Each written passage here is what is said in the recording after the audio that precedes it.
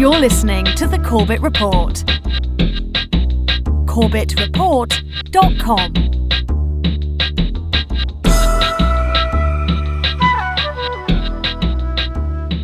Do you believe in sin? When I say believe, I don't mean believe in committing sin. Do you believe there is such a thing as sin? Well, I think the greatest sin in the world is bringing children into the world that have disease from their parents, that have no chance in the world to be a human being, practically. Delinquents, prisoners, all sorts of things just marked when they're born. That, to me, is the greatest sin that people can commit. Welcome, ladies and gentlemen, welcome to another edition of the Corbett Report. I'm your host, James Corbett of CorbettReport.com, podcasting to you, as always, from the sunny climes of Western Japan, here on the 14th day of June, 2013. Welcome to episode 271 of the Corbett Report podcast, Planned Parenthood Exposed. Now, what we've just been listening to is an excerpt from a very interesting 1957 interview between Mike Wallace and Margaret Sanger, which is certainly worth listening to in its entirety, even though being a televised 1957 interview, it certainly conformed to the mores and mores of 1957 polite society. So it did not exactly delve into the deepest subjects that could have been delved into with an historical figure like Margaret Sanger, but it did at any rate raise some very interesting issues, including that extremely interesting excerpt in which Margaret Sanger asserts that the greatest sin that anyone can commit is to bring a child into the world that is diseased from its parents. There is a breathless pause, to be sure, between the first part of that statement and the second part, and a vast gulf in difference between the meanings, although perhaps maybe not such a vast gulf. And that phrase, that statement should be surprising, should be a bit shocking to many who do not know the real history of Margaret Sanger or the real agenda that she was promoting, and have basically listened to the history that is always written by the winners, in this case, the racist, rabid eugenicists behind Planned Parenthood and its forerunner, the American Birth Control League, including, of course, its main proponent, Margaret Sanger. But again, this is something that has been completely occluded in recent years by all of the warm, woolly liberal rhetoric that has been spun around this left liberal darling, to the point where Margaret Sanger is not only revered and deified amongst certain circles of the left, but she is actually, her awards and honors are given in her name, including to people like Hillary Clinton. I have to tell you that it was a great privilege when I was told that I would receive this award. I admire Margaret Sanger enormously. Her courage, her tenacity, her vision. And if that ringing endorsement from globalist extraordinary Hillary Clinton isn't enough, don't worry, there are plenty of similar endorsements from similarly high-ranking insider globalists for that monstrosity that Margaret Sanger birthed into this world, Planned Parenthood. Thanks to all of you at Planned Parenthood for all the work that you are doing for women all across the country and for families all across the country and for men who have enough sense to realize you're helping them all across the country. One issue that really grabbed me as urgent were issues related to population, reproductive health. But did you come to reproductive issues as an intellectual? When I was growing up, my parents were always involved in various volunteer things. My dad was head of Planned Parenthood, and it was very controversial to be involved with that. That's right, not only are awards named after Planned Parenthood founder Margaret Sanger bestowed on the likes of Hillary Clinton, and not only do people like President Obama go around giving stump speeches in praise of Planned Parenthood and their work, and not only do Bill and Melinda Gates and their eponymous foundation pump billions of dollars into projects that are coordinated with Planned Parenthood, and oh yeah, Bill Gates Sr. just happened to be a former director of Planned Parenthood, but also the corporate donors and sponsors of Planned Parenthood reads like a veritable who's who of the Bilderberg trilateralist CFR Fortune 500 jet set, from the TD Bank to UBS to Wachovia to Wells Fargo to Johnson & Johnson, Walt Disney, AOL, Bank of America, Bayer, Chevron, and many, many other globalist insider-connected companies besides. So it behooves us to look into this organization and why it is so heavily promoted by the Bilderberg Trilateralist CFR Fortune 500 jet set. And when we start to peel back the layers of that onion, it is not very difficult to find out what is really behind this. And we start to uncover behind Planned Parenthood, and of course the organization that it sprang out from, the American Birth Control League, which is the same organization in every detail, every operational way, and even down to the board members maintained exactly the same once the name change occurred. But the American Birth Control League and Planned Parenthood absolutely were founded by rabid racist eugenicists. Again, this is a point that is made advisedly. It is not made off the top of my head, and we can look at such people as board members like Lothrop Stoddard, who was one of the board members of the Birth Control League, who even wrote a book called The Rising Tide of Color Against White Supremacy, in which he warned that a population explosion amongst colored peoples and a subsequent erosion of Western civilization was going to bring down the world population, bring down the quality of the world population, I should say. And of course, we could trace this back once again to Margaret Sanger, an avowed racist eugenicist. And again, that statement is made advisedly, which can be garnered from her own statements, her own writing, her own correspondence, that are all out there and on the record. And we listened earlier to her interesting statement, which she realized she had to amend after making it, that the greatest sin that a family could make is to bring a child into the world. Well, she did affirm that elsewhere in her writing, so that was not just a slip of the tongue. For example, in one of her writings, she wrote, quote, "The most merciful thing that the large family does to one of its infant members is to kill it," end quote. And just in case there's any confusion about what the driving agenda and ideology behind the American Birth Control League and Planned Parenthood really was, she wrote about this in great length in various essays and articles, and in the Birth Control League official publication, where she wrote things like, quote, "The campaign for birth control is not merely of eugenic value, but is practically identical with the final aim of eugenics." And, quote, "Eugenics is the most adequate and thorough avenue to the solution of racial, political, and social problems," end quote.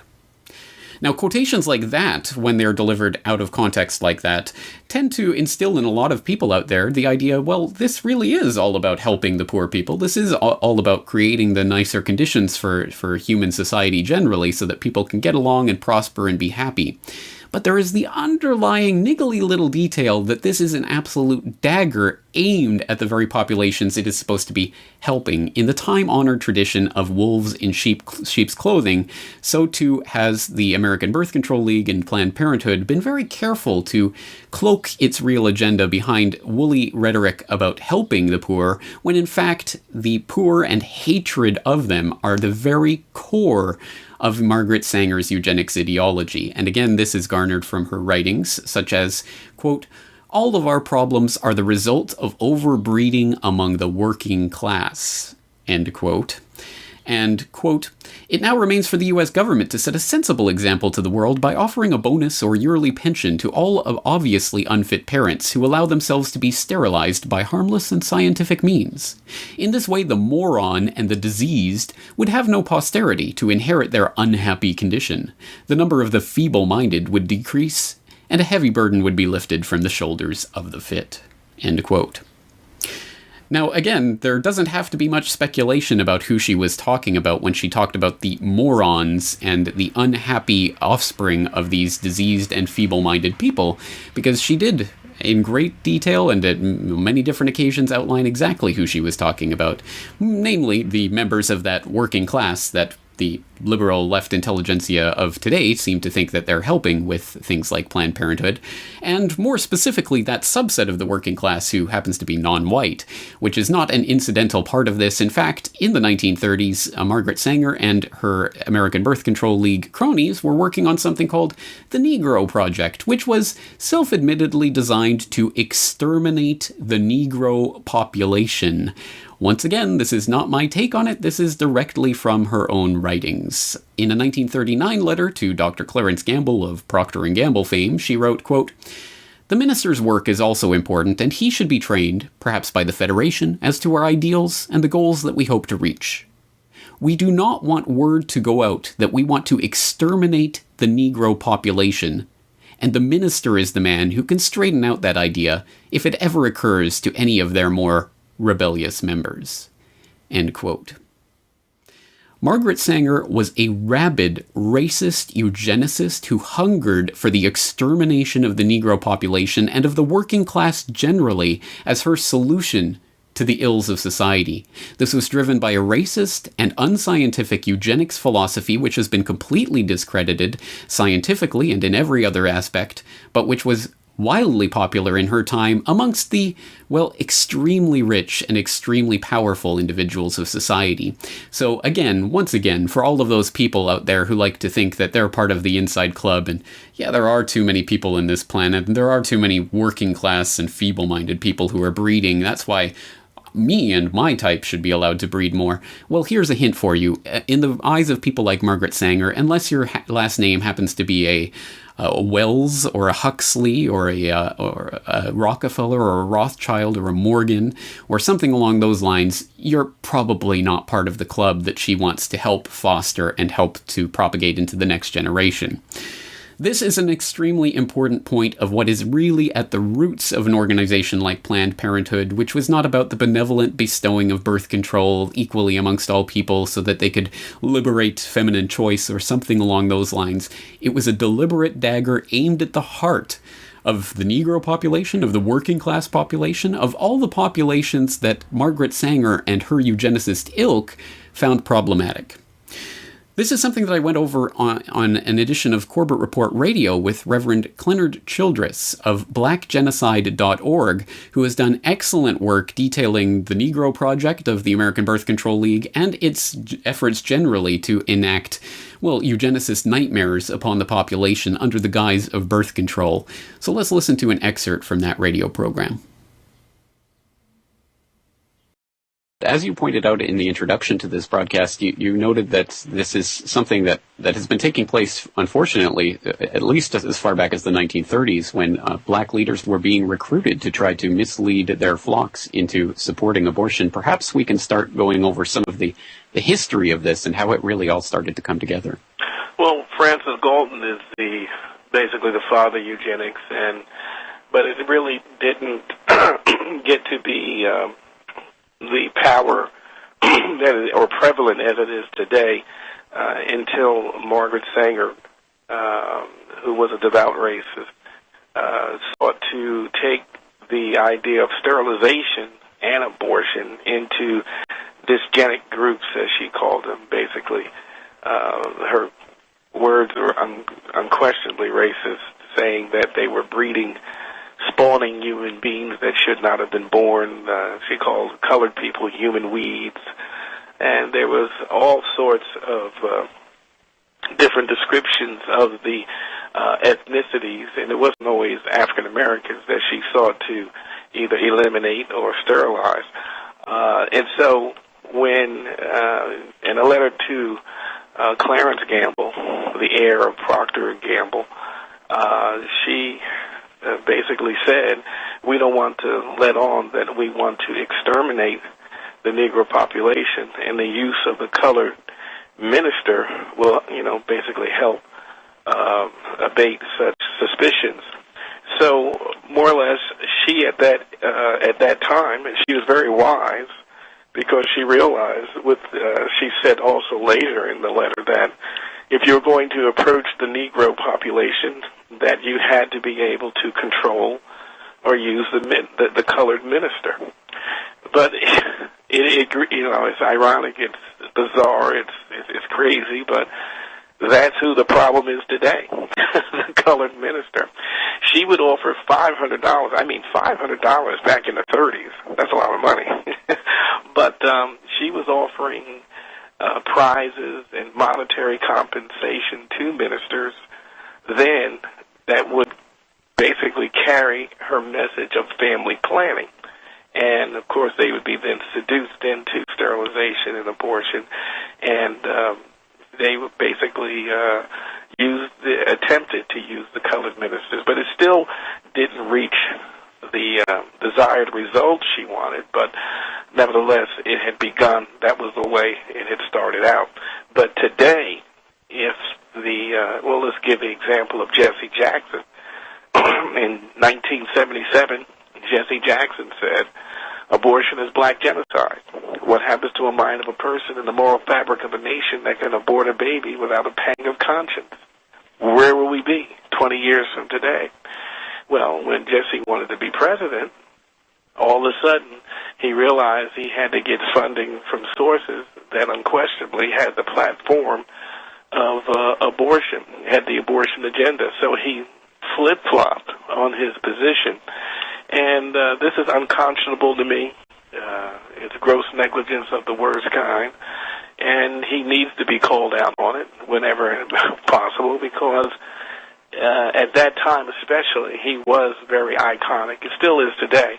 But at that time, here's an African-American man that was running for president, and also during that season considered possibly to be Clinton's vice president. His name was being bandied about, and he was in that final analysis of those who Clinton was going to choose for a running mate the first time around Clinton ran. So we have to understand that this undoubtedly could not go on and would not have been so entrenched, especially in the African-American community, if the ideology and the strategy of Margaret Sanger of using the colored minister to basically condone the practice. If we'd have condemned the practice and remained faithful to our call and called it for what it is, a murder, this never would have been so entrenched in our community. Once again, Reverend Clenard Childress of blackgenocide.org. Now, there is a tendency, and I do understand the motivation behind this tendency, to take all of this information about Margaret Sanger and Lothrop Stoddard and all the other avowed racist eugenicists on the board of the American Birth Control League and subsequently Planned Parenthood, and often card-carrying members of the American Eugenics Society, by the way, and to say, well, that was then, that was the past. Yes, this organization was birthed in the iniquity of the racist eugenicist ideology, and it was absolutely 100% intended as a dagger aimed at the heart, trying to exterminate and kill off swaths of the population that these people found reprehensible. And yes, there are many quotations we could give from directors and board members through the 1960s and 70s saying, well, substantially the same things, but that was then. And this is now. Planned Parenthood these days is an organization that's evolved very much from where its roots were, and it's now really is about spreading birth control and trying to better the lives of those unfortunate poor who can't afford the basic medical services. And that's what the official line is now about Planned Parenthood. Yes, there is a tendency to acknowledge that there may be unpleasant parts of the past in its history, but that's not the important part. The important part is where the organization has moved on to now. And it certainly isn't a racist eugenicist organization anymore. Is it? In 2008, the group came under fire for agreeing to accept funds to specifically fund abortions for blacks in Oklahoma. Would it be possible for me to donate that money specifically for these minority groups so that they could have access to abortions? Yes, it would be. Wonderful. And could I specify that abortion be done, or those abortions be done for a particular minority group, or how does that work? If you wish, you can. Okay. So for example, the black community in Tulsa, would it be possible to give the money specifically for that? You sure can. Wonderful. Great. The abortions will be done specifically for the black community abortions. I will mark it in such a way that definitely it will. On a black baby? Yes. Thank you. Great. And in New Mexico. Can I make the donation specifically for a minority group? Like a specific group of color, or like a group of... I mean, like, I want the abortion to be for an African-American baby. Okay. And I was wondering if that could be possible. The exact amount we charge right now is $450 for an abortion. Okay, $450. Mm-hmm. And we can definitely designate it for an African American. Wonderful. And in Ohio, if you specifically wanted to underwrite an abortion for a minority person, you can target it that way. You can specify that that's how you want it spent. Okay, yeah, because there's definitely way too many black people in Ohio, so I'm just trying to do my part. Okay, whatever. And in Idaho, I want to specify that abortion to help a minority group. Would that be possible? Absolutely. Like the black community, for example? Certainly. Okay. So the abortion could be, I could give money specifically for a black baby. That'd be the purpose. Yeah, absolutely. If you wanted to designate that you wanted your gift to be used to help an African American woman in need, then we would certainly make sure that gift was earmarked specifically for that purpose. Great, because I really face trouble with affirmative action, and I don't want my kids being disadvantaged, against black kids. I just had a baby. I want to put it in his name, so that's definitely possible. Oh, always. well, those phone calls undeniably demonstrate Planned Parenthood's willingness to at least tell its donors that their donations can be earmarked to kill certain races of unborn babies. But it can be argued, and it certainly has been, that, well, these were just individual, although multiple and different, examples of low-level workers who were just saying this on the phone in order to get donations. This wasn't an institutional organizational policy, surely. Well, unfortunately, sadly, evidence can be found that there are much deeper-seated issues of organizational and institutional targeting of minority populations for abortion services by Planned Parenthood. This was a topic that was raised and documented in a great deal of depth in a really remarkable and highly recommended documentary called Ma'afa 21 that I will put the link to in the show notes as always so you can follow and watch this documentary in its entirety. I can't stress enough how important this documentary is in tying various threads together in this overall picture of the eugenicist, racist agenda of Planned Parenthood and their ilk. But in this particular clip, they demonstrated how minority communities were indeed targeted by the organization. In 1973, the year abortion was legalized nationwide, Dr. Christopher Tietze produced a study on abortion demographics at the request of the Population Council, a New York-based eugenics organization. In this report, Tietze confirmed previous research showing that when abortion is illegal, the abortion rate is much higher for white women than for black women, but that this completely reverses whenever abortion is legalized. At the time he published these findings, Tietze was a consultant to both Planned Parenthood and the National Abortion Federation. Other researchers within the eugenics and abortion movements were also documenting that easy access to abortion clinics produces higher abortion rates in the surrounding area. And at least one expert discovered that having a nearby clinic is a bigger factor in the black abortion rate than it is in the white abortion rate. At the same time this data is being circulated, Planned Parenthood and the rest of the abortion lobby were in the process of locating the vast majority of their facilities in minority neighborhoods. Then in 1974, a study was released on population control that had been conducted by researchers at 3 major universities. By analyzing data obtained from Planned Parenthood's own records, they determined that the number one factor in deciding whether a county in the United States provided free or low-cost family planning services was not poverty, but race. The researchers said their findings seemed to support the contention of many civil rights activists that such programs are less intended to assist the poor than they are to control the growth of the black population. Birth control and abortion are turning out to be the great eugenic advances of our time. Frederick Osborne, founding member of the American Eugenics Society, 1973. The best way to hate a nigger is to hate him before he is born. Leander Perez, Louisiana State Judge, 1970.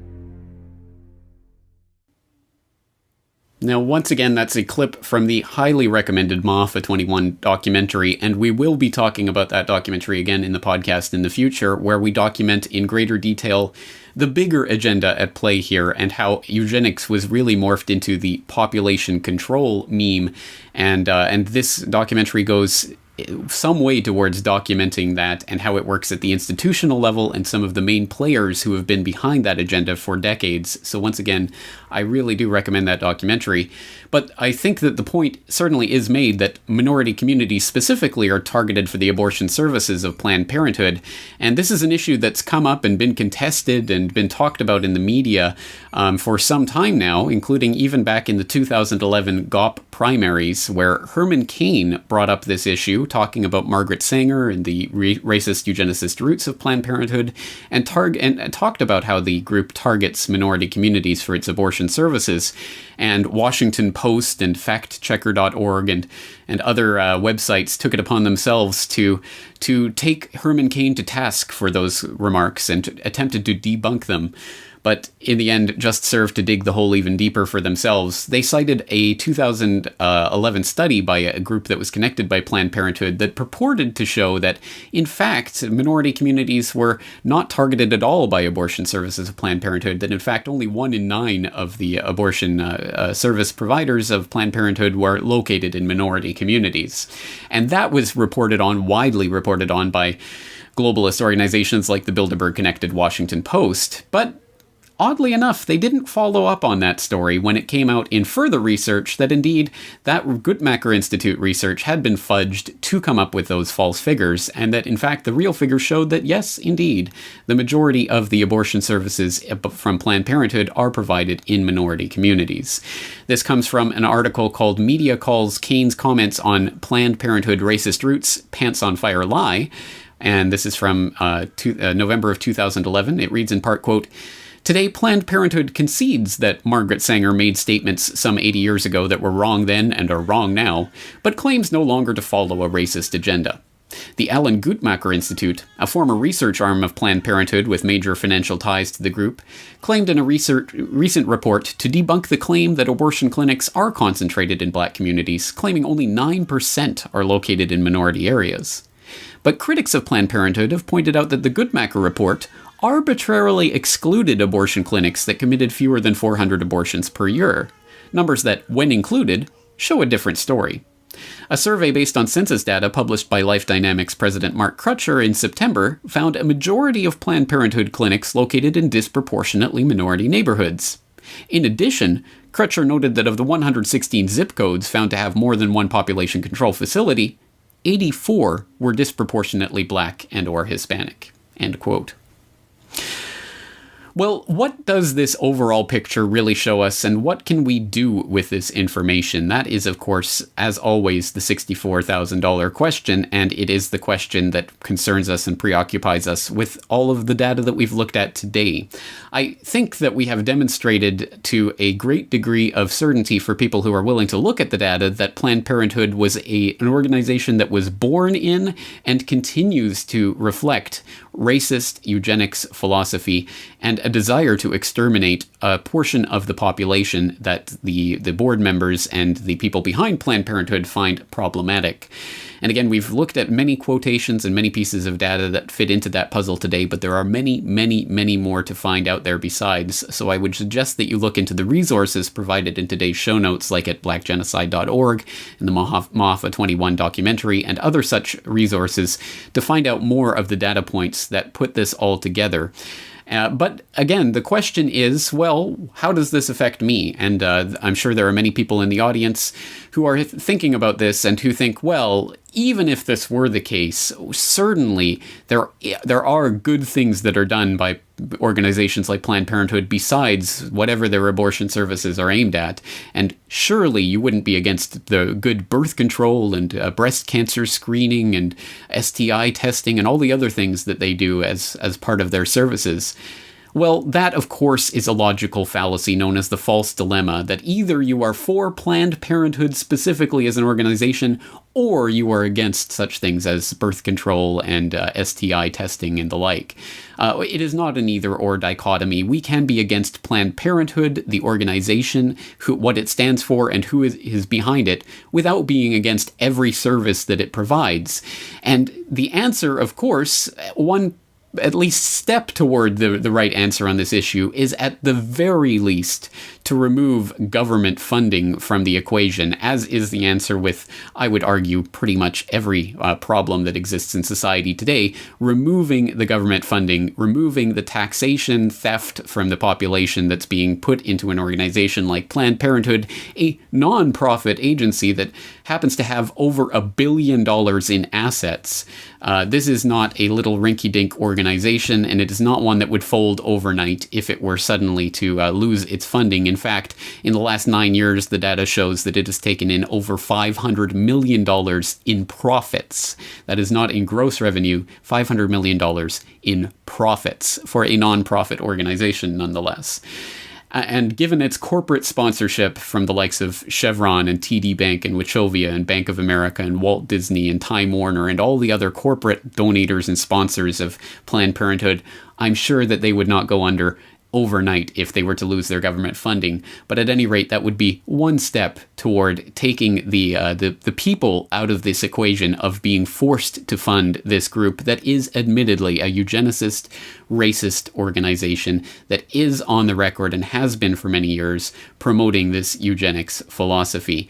So again, don't take my word for it. Please look into the source documentation for today's episode, and please reflect on the fact that some of the richest people in the world over the past century have been so utterly devoted to this eugenics philosophy and so concerned about exterminating vast swaths of the world's population, specifically and first and foremost those parts of the population that happen to have different colored skin. There is much, much more to be said about this agenda, and as I say, we will have future episodes talking specifically about how eugenics morphed into population control. But for there, we're going to leave it right there for this week. Once again, I hope you'll check into the documentation for today's episode. And as always, this is James Corbett of CorbettReport.com. Looking forward to talking to you all again next week.